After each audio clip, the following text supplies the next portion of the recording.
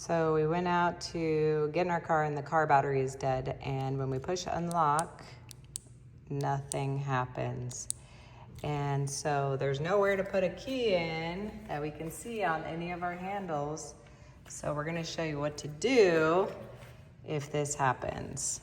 So there's a little button on the key right there. So you're gonna push that button right there and out pops a key. But where do you put this key now after you figure this out, that key is? So we looked all around and we ended up finding that where the key is supposed to be inserted to. So you pull open the handle and then you can see that there is a little picture of a key. So underneath is actually where you put that key. So you have to hold the handle open and put that key in.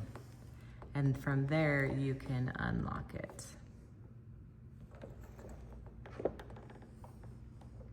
And then you can jump start your car now.